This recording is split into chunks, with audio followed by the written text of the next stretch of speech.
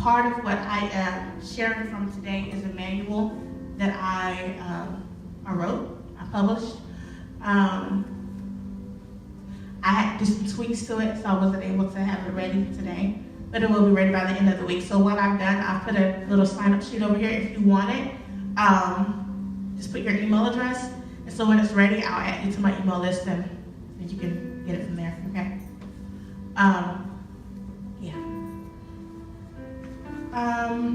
Okay.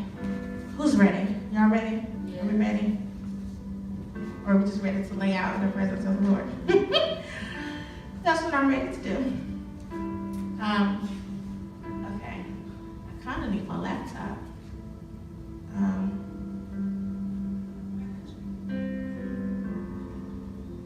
Okay.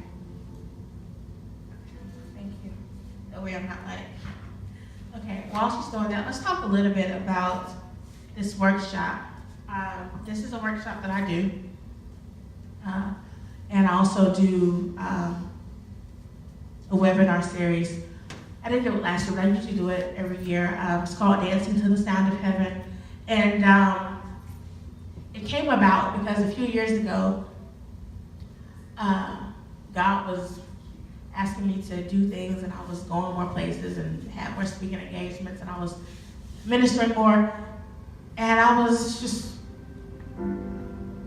like, Lord, I mean, there's so many. I mean, y'all know, there's so many dancers and people that are highly anointed. It's just like, Lord, why do they keep asking me? Not because I didn't think that I was anointed, but like, there's so many people. And I asked Lord, what sets me apart? What makes me different from these other people? What is it about me? And he told me that you have learned how to dance to the sound of heaven. And you have learned how to, you can bring it. You just don't want to be on the, yeah, thank you. Thank you. You have learned how to bring heaven to the earth. And how many of you know that that is what we do as prophetic dancers? We tend to think that dancing prophetically or worshiping prophetically means that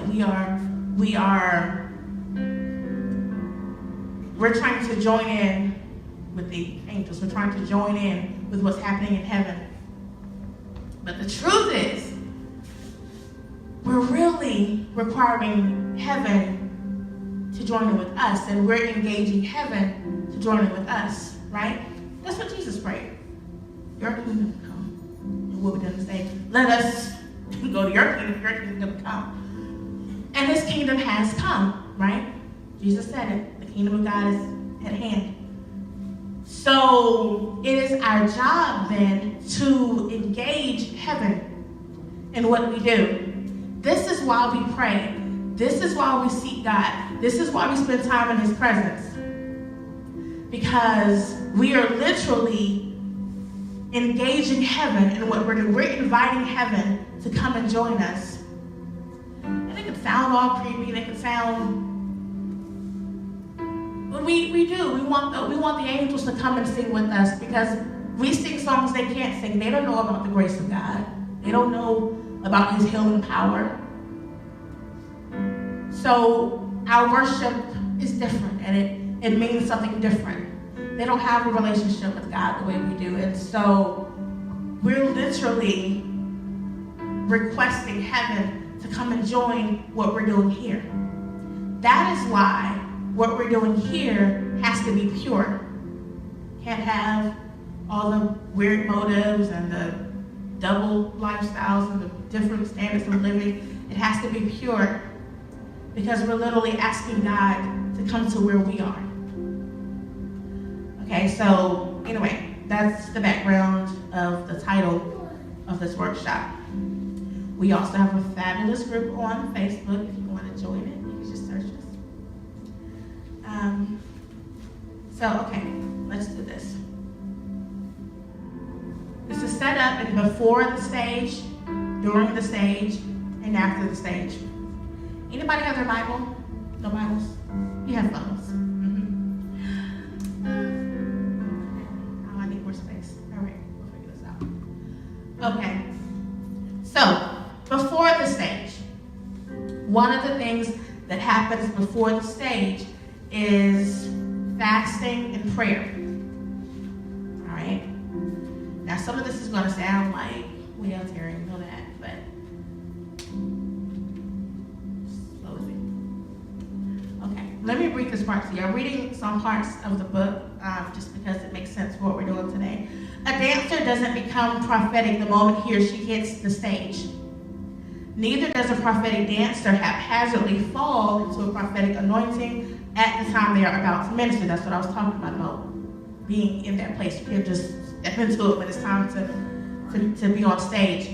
It is also important to note here that freely moving without rehearsal or set choreography is not what determines or sets apart a prophetic dancer.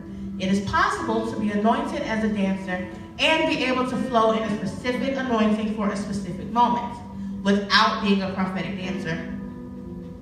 And so we're going to be talking about, well then, what makes a prophetic dancer and what separates prophetic anointing from the other types of liturgical dance. Since the dancer doesn't call forth or produce some sort of magical powers to make them effective right before they dance, how is it that he or she is able to successfully communicate God's message during the moment of ministry? It's simple. They do so through relationship. Prophetic dance is born out of a relationship with God. That is tweetable, it's Facebookable, it's also highlightable. So you got to get the book. But write that down. Prophetic dance is born out of a relationship with God. It is impossible to speak on someone's behalf when you are not in some type of relationship with them. It is absolutely impossible to speak for someone when you don't know them, you don't know their personality, you don't know how they communicate, you don't know what they think, you don't know their behaviors. It's hard to speak for them, right? And that's prophetic dancers, prophetic worshipers, period. That's our whole goal. Our whole goal is to be a messenger of God. It is hard to do that if you don't know his message. Okay? It's hard to do that if you can't hear his voice. And this is why we cultivate and develop a relationship with the Lord. If you are unaware of their plans, their promises, their heart, etc., how can you share any of these things with others? It's not possible. At the very least, it's safe to say you might be sharing incomplete or fallible information. Woe to the person that is sharing incomplete or information that is incorrect, because you're doing it out of obligation, you're doing it out of tradition, you're doing it out of routine, you're doing it because you want to be on the stage. Not as a prophetic dancer, we can't do that. So in order to be an effective prophetic dancer, it is important to cultivate an intimate relationship with the Creator, the one on whose behalf you speak. To achieve this, a life of prayer, fasting, and constantly seeking God is important. This is how we get to fasting and prayer. There are many reasons we fast and pray. One of the reasons is to completely surrender to God. We sacrifice food and drink in exchange for spiritual growth and development. Okay, that's why we fast. You're getting rid of the things that feed your flesh, and you're replacing those with things that feed your spirit. And this is how we develop an intimate relationship with God. Now, we also fast and pray for the following reasons. This is where the PowerPoint would have been helpful, but you can just write it down. We fast and pray for the following reasons. The first one is to humble ourselves. The scripture references are Psalm 35:13 and Isaiah 58, 1 through 7. And in the manual, I go into these in depth, but for the sake of time, I'm just giving you guys the points, okay? The second reason is to deny ourselves. And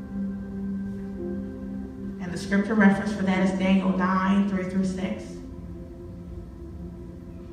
So first, to humble ourselves. Second, to deny ourselves. The third reason we fast is for repentance. Remember, we were praying earlier for clean hands and a pure heart. The scripture reference is Joel 1, 13 through 14.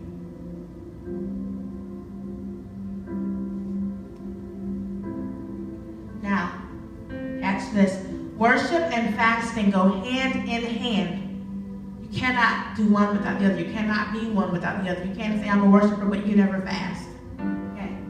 And fasting is going to lead to worship because it's the very nature of denying your flesh is pulling you closer to God. So it's going to lead you into worship. So the two go hand in hand and help provide instruction from the Holy Spirit. The scripture reference for that is Acts 13, 2 through 3.